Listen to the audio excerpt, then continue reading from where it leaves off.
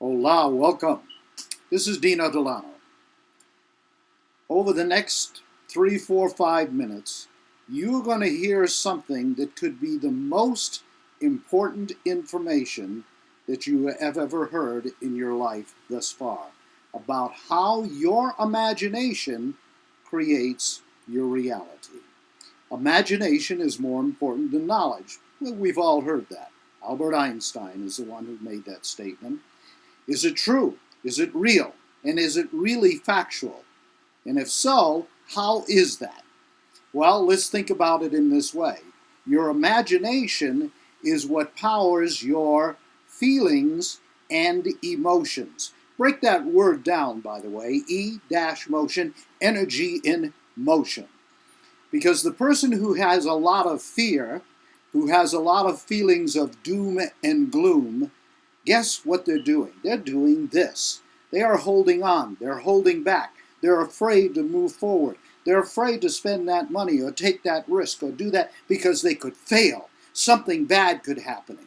They are listening to internal voices, maybe from parents, teachers, that told them they'd never make it, they were going to be failures in their life, but realize that those beliefs, those ideas, generate imagination.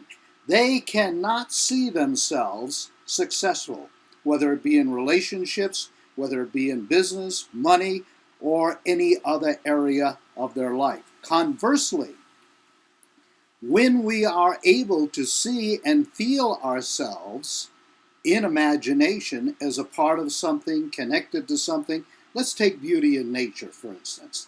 The people who get out into beauty in nature, the people who quote, smell the flowers, the people who paint it, the people who do the photography of it, that go into the wildlife areas, go into Alaska with the polar bears, go into South Africa with the animals on the plains.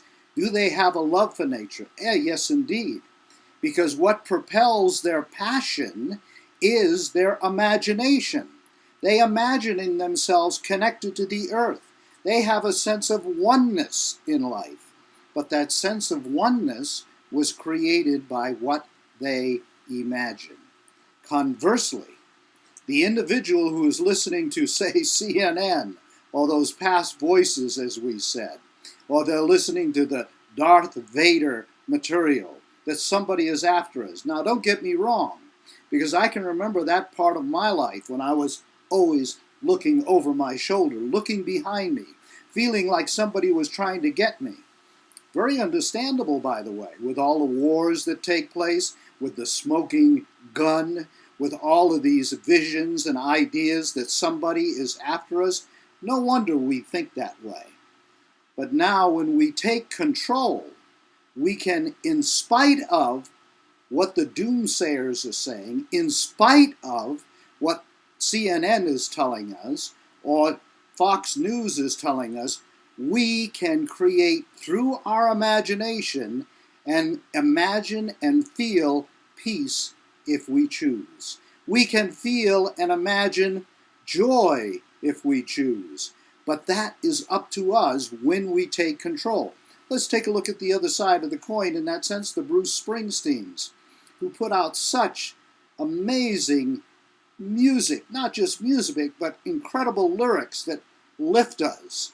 When we take people like Nelson Mandela, who had the grace and the courage after 25 years of imprisonment to forgive and then bring the people in South Africa to a greater place of unity in spite of where most people would have been in a place of hate and anger and resentment. In other words, he took control. So which voices do we listen to inside? Do we listen to the Gandhis? Do we listen to the Mandalas, the Springsteens? Or do we listen to the doomsayers, the voices of war and doom and gloom? You see, we really do have a choice, that we can take control. But how do you do it? Is there a way to do that? Yes. If your beliefs, if your old programs, if those internal voices are controlling your imagination, that means then that by you and I taking control of our imagination and directing it in the way that we want it to go, we now have that personal power to direct and move our lives in the direction that we want it to go. One last little thought. You know, when you plant corn, you get corn. Peas, peas. Carrots, carrots. If we plant doom, fear, and gloom, guess what? That's exactly what we get. Because what's growing outside of us is what first has been growing inside of us. Because it always grows deeper in the ground first. In other words, within our minds, within our imaginations, within our subconscious in that sense. The past has no control over us unless we let it happen. All right, I'll give you a little help. If you go to onecreativevisualization.com, you can download completely free one of the most used guided meditations in the world called Creative Visualization. All right, thanks for being with me. I appreciate it. Dino Delano. Take care.